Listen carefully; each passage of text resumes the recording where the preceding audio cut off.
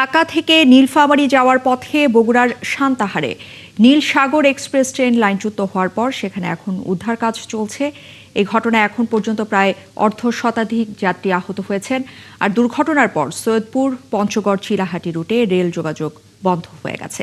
আটকা পড়েছেন উত্তরাঞ্চলগামী কয়েকটি ট্রেন। প্রত্যক্ষদর্শীরা যেটা জানিয়েছে যে চালক সিগন্যাল অমান্য করায় এই দুর্ঘটনা ঘটেছে।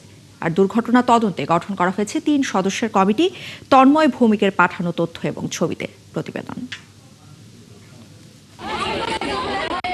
ঢাকা থেকে ছেড়ে এসে দুপুর ২টার দিকে নীলসাগর এক্সপ্রেস ট্রেনটি বগুড়ার সান্তাহার স্টেশনে বিরতি করে। এর কিছু সময় পরেই সান্তাহারের তিলকপুরে ট্রেনের ৯টি বগি লাইনচ্যুত হয়। ট্রেনের ছাদে অনেক মানুষ থাকায় সেখান থেকে পড়ে আহত হন কমপক্ষে অর্ধ শতাধিক। আমরা আরো আমার এক ভাই ছিল, আমরা দিয়েছি সাদেরপুর থেকে নামছি। আর তার আগে সব লোকজন সাদেরপুর যেটা করেছে বেশিরভাগই নওগাঁ সদরের দিকে গেছে, বিভিন্ন হাসপাতালে গেছে। ট্রেনের জন্য অ্যাক্সিডেন্ট শুরু করেছে, ট্রেনের ছাদ থেকে লাফ দিয়ে তাদের অনেকে হাত পা ভেঙে দিয়ে নওগাঁ সদর হাসপাতালে নিয়ে গেছে। সিগন্যাল দিছিল, সিগন্যাল অমান্য করে চলে আসার কারণে যার কারণে এই দুর্ঘটনা ঘটে গেছে। দুর্ঘটনার সময় ট্রেনের লাইনে কর্মরত শ্রমিকরা জানান, রেড সিগন্যাল দেয়া থাকলেও চালক তা অমান্য করায় এই দুর্ঘটনা ঘটে। রেল লাইন এখানে কাজ হচ্ছে, ঠিক আছে, রেল ভেঙে গেছিল, মানে এটা আপনার ওই কন্ট্রোলকে মনে করেন যে ইয়া দিয়ে আছে, আপনার মেসেজ দিয়ে সিগন্যাল দেওয়া আছে। তারপরে লাল ব্যানার লাগানো থাকে, লাল ব্যানার লাগানোর পরে কাজ করতেছিলাম, লাল ব্যানার মারে দিয়ে এসে ভাঙনের স্থানে। ফায়ার সার্ভিসের কর্মকর্তারা আহতদের দ্রুত উদ্ধার করে কাছের হাসপাতালে ভর্তি করেন। আর দুর্ঘটনা অনুসন্ধানে ৩ সদস্যের তদন্ত কমিটি গঠন করা হয়েছে। পুনরায় ট্রেন চলাচল নিশ্চিত করতে চলছে উদ্ধার কাজ। আমাদের এখন উদ্দেশ্য কারণটা খুঁজে বের করবো, পরবর্তী যেন সঠিকভাবে যেগুলো দুর্ঘটনা না হয় সেই জন্য। কিন্তু এখন আমাদের প্রধান উদ্দেশ্য বাংলাদেশ রেলের পক্ষ থেকে আমাদের ডিজিটাল নির্দেশনা, আমাদের মন্ত্রণালয়ের নির্দেশনা হচ্ছে তাড়াতাড়ি স্যালভেজ ওয়ার্কটা করা, অর্থাৎ তাড়াতাড়ি গাড়ি থেকে রেল লাইনে তুলে তাড়াতাড়ি যেন যে ঈদের যে প্যাসেঞ্জারগুলো তাদেরকে যেন যতদূর সম্ভব কম কষ্টে নিয়ে যাওয়া। সান্তাহারে দুর্ঘটনার কারণে বাংলা বান্ধা ও তিতুমির এক্সপ্রেস রাজশাহী স্টেশনে আসতে পারছে না। আর রাজশাহী থেকে ৩টায় ছেড়ে যাওয়া বরেন্দ্র এক্সপ্রেস ট্রেন আব্দুল্লাপুরে আটকা পড়েছে। এছাড়া আরও আটকা পড়েছে পঞ্চগড় এক্সপ্রেস ট্রেনটিও। আল ইমরান, ৭১। দর্শক, এই বিষয়ে আমরা আরও জানবো। আমাদের সাথে এই মুহূর্তে সহকর্মী তন্ময় ভৌমিক যুক্ত হচ্ছেন। তন্ময়, আপনার প্রতিবেদন আমরা দেখছিলাম, একটু জানাবেন যে কয়েকটি বিষয় আপনার কাছ থেকে জানতে চাচ্ছিলাম যে এই মুহূর্তে আসলে দুর্ঘটনার পর এখন পর্যন্ত সেখানে বিকল্প কোনো পথ তৈরি করা হয়েছে কিনা যাত্রীদের ভোগান্তি কমাতে, সেই সাথে যে দুর্ঘটনা কবলিত যে ট্রেনটি সেটার উদ্ধার কাজ কত দূর এগুলো, এবং যারা হতাহত হয়েছেন তাদের ক্ষেত্রে আসলে কি ব্যবস্থা নেওয়া হয়েছে? তন্ময় ভৌমিক, কোনো যান্ত্রিক ত্রুটির কারণে হয়তোবা আমরা আপনাকে শুনতে পাচ্ছি না, পরবর্তীতে আমরা আবার আপনার সাথে যোগাযোগের চেষ্টা করব। দর্শক, বগুড়া থেকে আমাদের সাথে যুক্ত হয়েছিলেন আমাদের সহকর্মী তন্ময় ভৌমিক। ঈদ সামনে রেখে নৌপথে ঘরমুখ মানুষের ভিড় বেড়েছে। লঞ্চ টার্মিনালে ঢল নেমেছে মানুষের। সদরঘাটে ৩ লঞ্চের চাপায় ২ জন নিহত হয়েছেন। এছাড়া নিখোঁজ রয়েছেন আরও একজন। আর নৌপথে যাত্রার আরও খবর আমরা জানবো। সদরঘাট থেকে এই মুহূর্তে আমাদের সাথে যুক্ত হচ্ছেন আমাদের সহকর্মী মোহাইমিনুল অপু। অপু, আমরা জানতে পেরেছি সদরঘাটে কিন্তু ৩ লঞ্চের যে দুর্ঘটনার খবর আমরা পেয়েছি সেটার আসলে সর্বশেষ কি অবস্থা একটু জানাবেন। আর এই মুহূর্তে সদরঘাটে যাত্রী চাপ কেমন দেখছেন? ভাড়া নিয়ে যাত্রীদের কোনো অভিযোগ রয়েছে কিনা? রাজধানীর এই সদরঘাটে কিন্তু 2টি লঞ্চের ধাক্কায় একজন কিন্তু ঘটনাস্থলে নিহত হয়েছেন এবং আরেকজন পানিতে পড়ে নিখোঁজ রয়েছেন।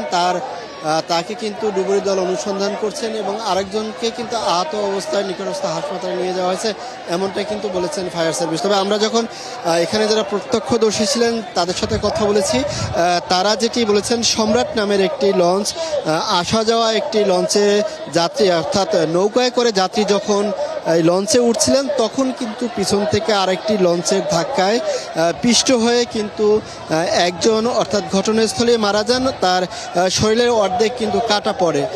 আরেকজন পানিতে আহত অবস্থায় পানিতে পড়ে যান। তার কিন্তু এখনও কোনো সন্ধান পায়নি। ফায়ার সার্ভিস কিন্তু তার সন্ধান করছেন, ডুবুরি দল সন্ধান করেছেন। আরেকজনকে কিন্তু আহত অবস্থায় তাকে এই নিকটস্থ হাসপাতালে নিয়ে যাওয়া হয়েছে। আর আপনি যেটি পরেরটি বলেছেন যে এই ঘটনাটি ঘটেছে কিন্তু পল্টন 14 নম্বরে, অর্থাৎ এটি কিন্তু চাঁদপুর এবং ভোলা রুটের লঞ্চগুলো এখান থেকে যাচ্ছে। এবং এর পাশাপাশি আপনি যেটি বলছেন যে এরপরেও কিন্তু যাত্রীদের যে জনস্রোত বলা চলে স্রোত সেটি কিন্তু অব্যাহত রয়েছে। তারা এই ঈদের আনন্দ ভাগাভাগি করতে তারা আজকে শেষের দিকে কিন্তু বাড়ি ছুটে যাচ্ছেন। দেখতে পাচ্ছেন অন্যান্য যে কয়দিন দেখিয়েছি আমরা লঞ্চ সদরঘাটের যাত্রীদের চাপ তার থেকে কিন্তু আজকে কয়েক গুণ বেশি, অর্থাৎ এই পল্টনে কিন্তু তিল পরিমাণ ঠাঁইনি। পল্টনে যেমনি যাত্রীর চাপ দেখতে পাচ্ছেন তেমনি কিন্তু প্রতিটি লঞ্চে এই সদরঘাটে এখন পর্যন্ত কিন্তু 40টির বেশি লঞ্চ এখানে রয়েছে। এখন পর্যন্ত সন্ধ্যার পরপরই কিন্তু এই লঞ্চগুলো ছাড়া শুরু করে এবং রাত 10টা পর্যন্ত এই লঞ্চগুলো বিভিন্ন রুটে ছেড়ে যাবে। অর্থাৎ এই সদরঘাট থেকে প্রায় 37টি নৌরুটে কিন্তু এই লঞ্চগুলো যাচ্ছে। তার অধিকাংশই হচ্ছে দক্ষিণ অঞ্চলে, অর্থাৎ বরিশাল বিভাগেই কিন্তু এই লঞ্চগুলো বেশি রয়েছে এবং বরিশালের যে লঞ্চগুলো রয়েছে সেটি কিন্তু রাত 8টা থেকে শুরু করে রাত 10টা পর্যন্ত ছাড়া শুরু করে। এর আগে অন্যান্য যে রুটগুলো রয়েছে ভোলা, পটুয়াখালী, বরগুনা, পিরোজপুর, ঝালকাঠি সেই রুটের লঞ্চগুলো কিন্তু ছেড়ে যাচ্ছে। এবং ভাড়ার যে বিষয়টি বলছেন, লঞ্চের মূলত ভাড়াগুলো কাটা হয় রাতে, অর্থাৎ গভীর রাতে কিন্তু এই লঞ্চের ভাড়াগুলো কাটা হয়। তবে যাত্রীদের সাথে আমরা কথা বলেছি, তারা যেটি বলছেন যে বরাবর এই ঈদে যে ভাড়াটি নেওয়া হচ্ছে সেটি সম্ভবত নেওয়া হবে। এবং লঞ্চ মালিকদের সাথেও আমরা কথা বলেছি এবং লঞ্চের স্টাফ যারা রয়েছেন তাদের সাথে কথা বলেছি। তারা যেটি বলছেন যে সরকার নির্ধারিত যে ভাড়া রয়েছে সেই ভাড়াই তারা নিচ্ছেন এবং তার থেকে 10% কম ভাড়া নিচ্ছে। এবং এই যাত্রীরা কিন্তু লঞ্চের ছাদেও কিন্তু আমরা অনেককে দেখতে পাচ্ছি। তো সব মিলিয়ে বলা চলে যে অর্থাৎ ঈদযাত্রার ঠিক আগ মুহূর্তে কিন্তু এই মোহাইমিনুল অপু, আপনাকে অসংখ্য ধন্যবাদ আমাদের সাথে যুক্ত হওয়ার জন্য। দর্শক, আমরা সদরঘাটের খবর দেখছিলাম, মোহাইমিনুল অপু আমাদেরকে জানাচ্ছিলেন সদরঘাটে লঞ্চ যাত্রার সবশেষ খবরাখবর। এদিকে রেলপথে যাত্রার খবর রাখছেন আমাদের সহকর্মী নিবিড় সাহা, তিনি আমাদের সাথে আরো খবর নিয়ে যুক্ত হচ্ছেন। নিবিড়, একটু জানাবেন কমলাপুরে এই মুহূর্তে যাত্রী চাপ কেমন দেখছেন? কারণ আমরা কিছুক্ষণ আগেই কিন্তু দেখছিলাম যে সদরঘাটে উপচে পড়া ভিড় যাত্রীদের। সেক্ষেত্রে কি অবস্থা রেলপথের এবং সান্তাহারে যে ট্রেন লাইনচ্যুতির কোনো প্রভাব পড়েছে কিনা এখন পর্যন্ত কমলাপুর রেল স্টেশনে? শিডিউল বিপর্যয়ের কোনো তথ্য আছে কিনা আপনার কাছে? আর সবশেষ যেটা জানতে চাচ্ছি যে ঈদযাত্রা নির্বিঘ্ন করতে আসলে কি কি পদক্ষেপ নিয়েছে রেল কর্তৃপক্ষ?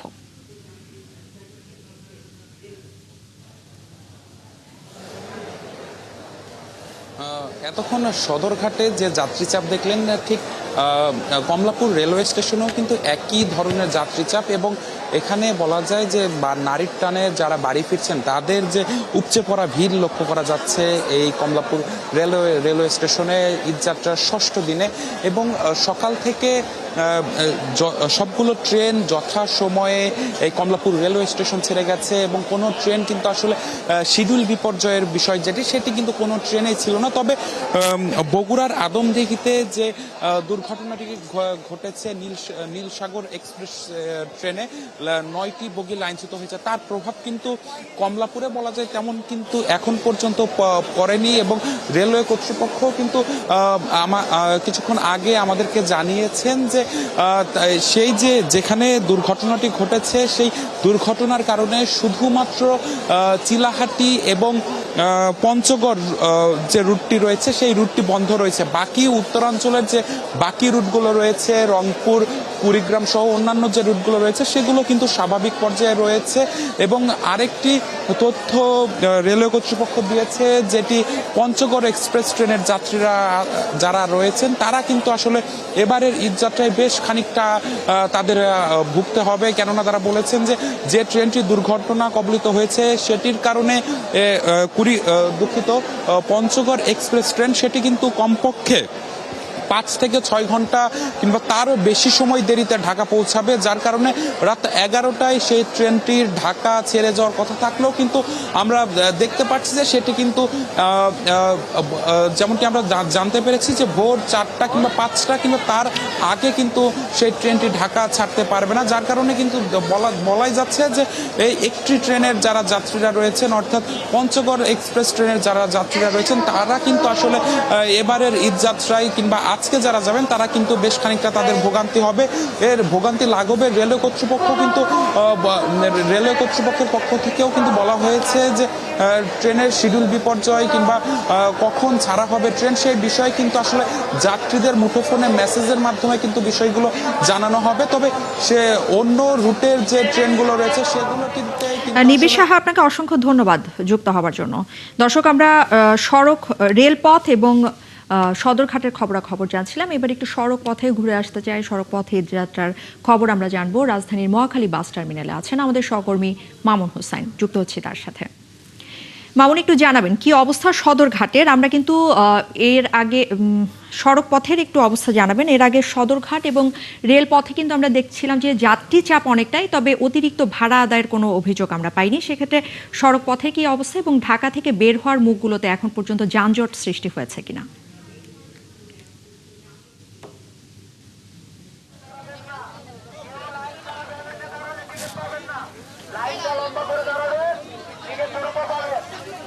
আমি এই মুহূর্তে আছি কিন্তু মহাখালী যে বাস টার্মিনাল এখানে কিন্তু বিকেল থেকেই ঘরমুখ ঈদের ছুটিতে মানুষের যে একটি চাপ সেটা কিন্তু এখন এখানে আমরা দেখতে পাচ্ছি। এখানে কিন্তু যাত্রীদের বেশ কিছু অভিযোগ আমরা পেয়েছি। তারা আমাদেরকে যেটি বলেছেন যে এখানে কৃত্রিম সংকট তৈরি করে কাউন্টারে যারা রয়েছে তারা কিন্তু তাদেরকে টিকিট দেখছে না। অনেকেই কিন্তু দুপুর থেকে এখানে টিকিটের জন্য অপেক্ষা করছে। কেউ 3 থেকে 4 ঘন্টা বা 5 ঘন্টা ধরে এখানে অপেক্ষা করছে, কিন্তু কাউন্টার থেকে কোনো টিকিট দিচ্ছে না। কাউন্টারেও আমরা কথা বলেছি, তারা আমাদেরকে যেটি বলেছেন যে বাসগুলো মহাখালী বাস টার্মিনাল থেকে ছেড়ে গেছে সেই বাসগুলো এখনও এই টার্মিনালে এসে পৌঁছাতে পারেনি। কারণ হিসেবে তারা আমাদেরকে যেটি জানিয়েছে যে মহাসড়কগুলোতে অতিরিক্ত যানজটের কারণে তাদের বাসগুলো কিন্তু এখনও এখানে পৌঁছাতে পারেনি, যার কারণে তারা অতিরিক্ত টিকিট দিচ্ছে না। বাস যেগুলো এখানে পৌঁছাচ্ছে সেইগুলোর টিকিট দিচ্ছে। এছাড়াও অতিরিক্ত টিকিট বিক্রির ফলে এখানে কিন্তু যাত্রীদের একটি বড় ধরনের চাপ আমরা দেখতে পাচ্ছি। আমি একটু একজনের সাথে কথা বলতে চাই। আপনি কতক্ষণ হলো এখানে আছেন? এই তো আধা ঘন্টা 20 মিনিট। আপনারা টিকিট কি দিচ্ছে?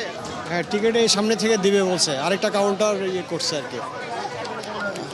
আমি আরেকজনের সাথে কথা বলতে চাই। আপনি এখানে কতক্ষণ হলো দাঁড়িয়ে? আধ ঘন্টা ধরে। আপনারা কি বলছেন? ওনারা বলতেছে এতক্ষণ বলছে যে গাড়ি নাই, এখন বলতেছে যে 9সির মধ্যে গাড়ি আছে, এখন 3টা গাড়ি আছে, এখন টিকিট দিচ্ছে। সমস্যা ভাড়া বেশি নেওয়ার কোনো কথা বলছেন? না, এখন ভিতরে পাই নাই, ঠিক বোঝা যাচ্ছে যে এরকমই।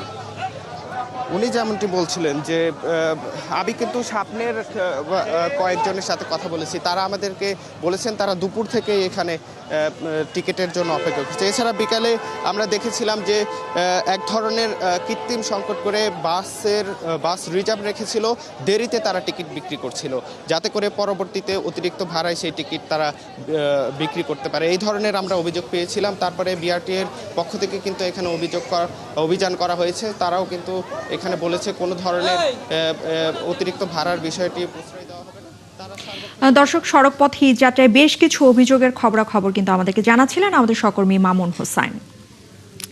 যাচ্ছি পরবর্তী প্রসঙ্গে। রাজধানী ঢাকায় এবারও 2টি প্রধান ঈদ জামাত অনুষ্ঠিত হবে। এর মধ্যে জাতীয় ঈদগাহে সকাল 8:30টায় আর পুরাতন বাণিজ্য মেলার মাঠে সকাল 8টায়। আবহাওয়া অফিস বলছে ঈদের দিন রাজধানী সহ সারা দেশে বজ্রসহ শিলাবৃষ্টির পূর্বাভাস রয়েছে। তাই বিকল্প ব্যবস্থা সহ সকল প্রস্তুতিও নিয়েছে ঢাকার 2 সিটি কর্পোরেশন। বিস্তারিত শারমিনীরা রিপোর্টে। চাঁদ দেখার উপর নির্ভর করে ঈদ উল ফিতর হতে পারে 21 মার্চ। রাজধানীতে ঈদের নামাজের প্রস্তুতি চলছে। ঢাকা দক্ষিণ সিটি কর্পোরেশনের জাতীয় ঈদগাহে ঈদের নামাজের প্রস্তুতি প্রায় শেষ। এখানে ঈদের নামাজের জামাত অনুষ্ঠিত হবে সকাল 8:30টায়। নারী পুরুষ সহ 35,000 মুসল্লি এখানে নামাজ আদায় করতে পারবেন। যে জামাতে অংশ নিতে পারেন প্রধানমন্ত্রী তারেক রহমানও। যেহেতু গরম পড়ে গেছে, আমরা শীতাতপ নিয়ন্ত্রণের ব্যবস্থা রাখার জন্য চেষ্টা করব। পর্যাপ্ত ফ্যান এবং যেহেতু প্যান্ডেল করা হয়েছে, দিনের বেলাও সকালের বেলাও লাইটের ব্যবস্থা আমাদের থাকবে। শেরেবাংলা নগরের পুরাতন বাণিজ্য মেলার মাঠে চলছে ঈদের নামাজের প্রস্তুতি। ঢাকা উত্তর সিটি কর্পোরেশন এই নামাজের আয়োজন করছে দ্বিতীয়বারের মতো। 10,000 মুসল্লি এতে অংশ নিতে পারবে। বৃষ্টি হলেও যেন কোনো সমস্যা না হয় সেজন্য প্রস্তুতি রাখার কথা জানান উত্তরের প্রশাসক। শনিবার দিন যদি ঈদ হয়ে যায় কিংবা শুক্রবার ঈদ হয়, সেখানে বৃষ্টি হওয়ার একটা সম্ভাবনা আছে। তো বৃষ্টি হলে সেই ব্যাপারে আমরা প্রস্তুতি নিয়ে রেখেছি, যাতে নামাজ আদায় করতে গিয়ে কোনো মুসল্লিদের কোনো বিঘ্ন না ঘটে। নিরাপত্তা বিষয়টা নিয়ে ইতিমধ্যে আমাদের আইন শৃঙ্খলা রক্ষাকারী বানিয়েছে, তাদের সাথে মিটিং করেছি, তাদের সাথে কথা হয়েছে, একদম যতটুকু সম্ভব সর্বোচ্চ নিরাপত্তার ব্যবস্থা এখানে থাকে। এছাড়া জাতীয় মসজিদ বাইতুল মোকাররমে মোট 5টি ঈদ জামাত অনুষ্ঠিত হবে। প্রথমটি হবে সকাল 7টায় আর শেষ জামাত অনুষ্ঠিত হবে 10:45। ঈদের দিন আবহাওয়ার পূর্বাভাসে বলা হয়েছে ঢাকা সহ সারা দেশে বৃষ্টিপাত হবে। 20 মার্চ এবং 21শে মার্চ এই 2 দিনই বৃষ্টিপাতের সম্ভাবনা একটু বেশি, বিশেষ করে দেশের উত্তর অঞ্চলে বেশি সম্ভাবনাটা, অর্থাৎ রংপুর, রাজশাহী, ময়মনসিংহ এবং ঢাকা বিভাগের উত্তরাংশে। তবে 22 মার্চ আবহাওয়া কিছুটা স্বস্তিদায়ক থাকবে বলে জানাচ্ছে আবহাওয়া অফিস। শারমিন নীরা, 71, ঢাকা। দর্শক, সমসাময়িক বিষয় নিয়ে এই মুহূর্তে গুলশান কার্যালয়ে কথা বলছেন স্থানীয় সরকার এবং পল্লী উন্নয়ন মন্ত্রী মির্জা ফখরুল ইসলাম আলমগীর। আমরা সরাসরি চলে যাচ্ছি সেখানে। কোনো দিক থেকে আমি তো অসুবিধা দেখি না। স্যার, আপনি যেটা বলছিলেন যে এক মাসে সরকারের সবচেয়ে সফলতাগুলো হচ্ছে যে আপনারা যে কমিটমেন্টগুলো করেছিলেন সেগুলো কাজ শুরু করেছে। একইভাবে এগুলো ধারাবাহিকভাবে করাও কিন্তু একটা চ্যালেঞ্জ।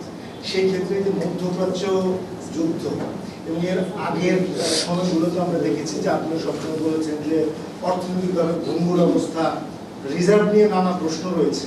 সেই ক্ষেত্রে এই যে অর্থনৈতিক চ্যালেঞ্জ এবং সেই চ্যালেঞ্জটাকে সামনে রেখে আপনাদের যে এই এত জনবান্ধব যে প্রজেক্টগুলো, সেগুলো কন্টিনিউ করা একটা বড় চ্যালেঞ্জ। এগুলো তো আমরা হোমওয়ার্ক আগেই করেছি, নট দ্যাট যে আমরা এটাকে আমরা একটা পপুলিস্ট একটা স্লোগান দিয়ে নেমে গেছি, তা না। আমরা এগুলো হোমওয়ার্ক করেছি, কোথা থেকে টাকা আসবে, কিভাবে আসবে, তার ফান্ড কিভাবে আপনার সঞ্চয় করা হবে, আপনার রেভিনিউ আসবে, এগুলো সমস্ত হোমওয়ার্ক করা হয়েছে। হোমওয়ার্ক করেই আমরা নেমেছি এবং আমরা অত্যন্ত আত্মবিশ্বাসী যে আমাদের এই প্রজেক্টগুলো করতে আমাদের কোনো রকমের কোনো আর্থিক সমস্যার সমাধান করবো না আমরা। সরকার হওয়ার পরে বিএনপি দল এবং সরকার অনেকটা এক হয়ে গেছে, তো দলের কার্যক্রম কবে থেকে শুরু হবে? দলের কাউন্সিলিং না, দলের কার্যক্রম তো চলছে, ছোটোখাটো কার্যক্রম আমাদের চলছে, যেগুলো এক মাসের মধ্যে তো সরকার গঠন করতে একটু টাইম লাগছে। সরকার যারা দলের লোক তারা সরকারে চলে গেছেন অনেকেই, বেশিরভাগ, ফলে সেই জায়গাগুলো একটু সময় লাগবে। এটা বিচ্ছিন্ন ব্যাপার না, এটা আলাদা করে দেখা যাবে না। সরকার তো সরকারের কাজ করবে, দলের কাজ করবে, কাউন্সিল হবে এই বছরের মধ্যেই। আমরা এখন সঠিক সময় নির্ধারণ করিনি, বাট ইট উইল বি, আমার মনে হয় শীঘ্রই হবে এটা। দর্শক, সমসাময়িক বিভিন্ন বিষয় নিয়ে কথা বলছিলেন মির্জা ফখরুল ইসলাম আলমগীর। দেখছিলেন এর সরাসরি সম্প্রচার। মিন্টো রোডের রাষ্ট্রীয় বাসভবন যমুনায় ঈদের পর উঠবেন প্রধানমন্ত্রী তারেক রহমান। বসবাসের জন্য প্রস্তুত করা হয়েছে। প্রধানমন্ত্রীর সিদ্ধান্তের জন্য অপেক্ষা করছে গণপূর্ত অধিদপ্তর। গণপূর্ত অধিদপ্তরের প্রধান প্রকৌশলী খালেকুজ্জামান চৌধুরী জানিয়েছেন, অপচয় না করে ব্যয় সংকোচন নীতি অনুসরণ করে বাসভবনটি সংস্কার করা হয়েছে। আরও জানাচ্ছেন মাহিলা ইসলাম। আমি তারেক রহমান সশস্ত্র চিত্রে শপথ করিতেছি যে প্রধানমন্ত্রী হিসেবে শপথ নেয়ার মাস পেরিয়েছে তারেক রহমানের, তবে এখনো তিনি সরকারি বাসভবনে বসবাস শুরু করেননি। এখন থাকছেন গুলশানের বাসভবনে, অফিস করছেন বেশিরভাগ সময় সচিবালয়ে। শেখ হাসিনা তার শাসনামলের পুরোটা সময় জুড়েই ছিলেন শেরেবাংলা নগরের গণভবনে। পতনের পর সেই বাসভবন এখন জুলাই স্মৃতি জাদুঘর। রাষ্ট্রীয় অতিথি ভবনে থেকেই দায়িত্ব পালন করে ক্ষমতা হস্তান্তর করে বিদায় নিয়েছেন অন্তর্বর্তী সরকারের প্রধান উপদেষ্টা ডক্টর মোহাম্মদ ইউনূস। মিন্টো রোডের এই বাসভবনটি প্রয়োজনীয় সংস্কার করা হয়েছে। সংস্কারের ক্ষেত্রে যথাসম্ভব অপচয় রোধ করা হয়েছে বলে জানিয়েছেন গণপূর্ত অধিদপ্তরের প্রধান প্রকৌশলী খালেকুজ্জামান চৌধুরী। তা আমরা কোনো বাহুল্য খরচে যাচ্ছি না। ভেতরের যে মেইনলি রং, হাইজেনিক ওয়াশ বলে যেটাকে, সেটাই আমরা মূলত করছি, যাতে আমরা খুব অল্প বাজেটের ভিতরে সাশ্রয়ীভাবে জিনিসটা করতে পারি। ঈদের পরপরই যমুনায় বসবাস শুরু করার কথা ছিল প্রধানমন্ত্রীর। প্রধান প্রকৌশলী বলছেন, প্রধানমন্ত্রীর অভিপ্রায় অনুযায়ী তিনি যখন ইচ্ছে উঠতে পারেন। অলমোস্ট রেডি হয়ে গেছে। আর ইতিমধ্যে যমুনাতে তো মাননীয় প্রধানমন্ত্রী কয়েকটা প্রোগ্রামও করেছেন। তো সুতরাং যদি সিদ্ধান্ত হয় আমাদের খুব বেশি সময় লাগবে না। যখনই সিদ্ধান্ত হবে আমরা উইদিন 2 উইকসের ভিতরে আমরা রেডি করে ফেলতে পারবো। প্রধানমন্ত্রী কবে থেকে যমুনায় বসবাস শুরু করবেন সেই সিদ্ধান্ত হয়নি বলে জানাচ্ছেন তার অতিরিক্ত প্রেস সচিব। রাষ্ট্রীয় কোনো কাজ বা রাষ্ট্রীয় কোনো অতিথি আসলে সেগুলো, তারপরে আপনার কোনো জাতীয় প্রোগ্রাম, এগুলোতে হয়তো প্রধানমন্ত্রী যমুনায় যাবেন।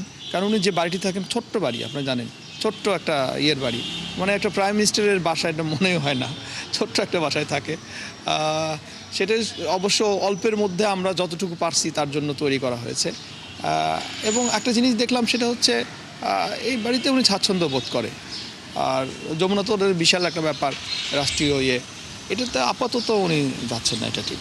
মন্ত্রিসভার অনেক সদস্য এর মধ্যে কেউ কেউ সরকারি বাসভবনে উঠছেন, ঈদের পরে অনেকেই ওঠার প্রস্তুতি নিচ্ছেন। মাহিলা ইসলাম, ৭১, ঢাকা। জনপ্রিয় অভিনেতা শামস সুমনের প্রথম জানাজা সম্পন্ন হয়েছে। সকাল 11টায় চ্যানেল আই প্রাঙ্গণে অনুষ্ঠিত জানাজায় অংশ নেন সংস্কৃতি এবং বিনোদন অঙ্গনের সহকর্মী এবং শিল্পীরা। এ সময় প্রয়াত অভিনেতাকে নিয়ে শোক প্রকাশের পাশাপাশি স্মৃতিচারণ করেন তারা।